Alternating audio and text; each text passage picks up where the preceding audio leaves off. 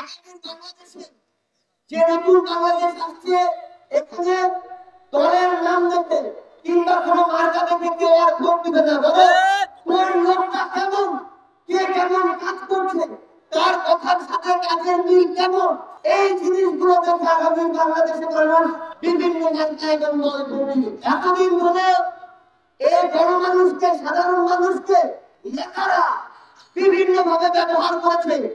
তারা খালি ভোটের আগের দিন ভোট চাইতে চায় আর হাতে কিছু টাকা ধরে দেয়, আর ভোটটা শেষ হওয়ার পরে তারপরে একটা পিয়ন পদ, একটা বিজেপি কার্ড, একটা বয়স্ক ভাতা কার্ড, যে কাজে তার কাছে যান না কেন কাজ হওয়ার আগে সারা টাকার জন্য হাত পেতে বসে থাকে। এই নতুন বাংলাদেশে এগুলো আর হতে দেওয়া যাবে না।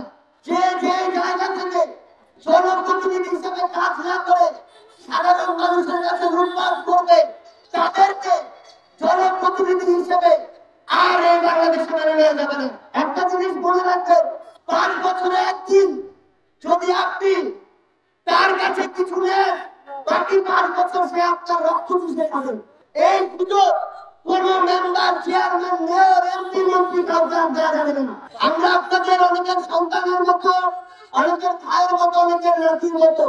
আমরা একটা কথা আপনাদেরকে বলি, আমরা ভুল করলে আমাদেরকে আপনারা শুনতে দিবেন, আমরা আপনাদের সেই কথাগুলো শুনতে সবসময় প্রস্তুত।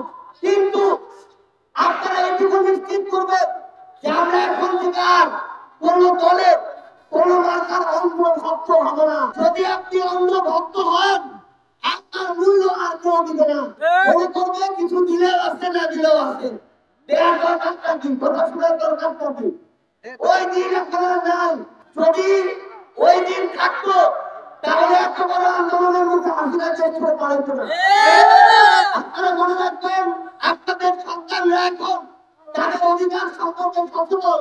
আপনাদের সন্তানরা এখন তাদের জায়গা থেকে যে কোনো অন্যায়ের বিরুদ্ধে প্রতিবাদ করতে সক্ষম করত। বাংলাদেশে বিগত 53-54 বছরে আমরা অনেক ধরনের সরকার দেখেছি, অনেক ধরনের সরকার প্রধান দেখেছি, কিন্তু বিগত 16 বছরে আমি দেখছি না স্বৈরাচারী হয়ে উঠতে উঠতে শেষ পর্যন্ত প্রায় 1.5 থেকে 2,000 জীবন কেড়ে নিয়ে ছাত্র জনতার অভ্যুত্থানের মুখে দেশ ছেড়ে পালিয়েছে। এরপর তরুণ প্রজন্মের হাতেও বাংলাদেশে এগিয়ে নতুন রাজনৈতিক দল এসেছে। আমরা আমাদের জায়গা থেকে বাংলাদেশের প্রত্যেকটি জেলা উপজেলার কাজ শুরু করেছি। আমরা খুব শীঘ্রই আপনাদের দ্বারে দ্বারে যাব। এতদিন ধরে বাংলাদেশে যে বিভিন্ন সিস্টেম গুলো দেখেছি, বিভিন্ন অন্যায়, অত্যাচার, জুলুম, মিথ্যা মামলা, হয়রানি, চাঁদাবাজি, সিন্ডিকেট, এগুলো দেখেছি।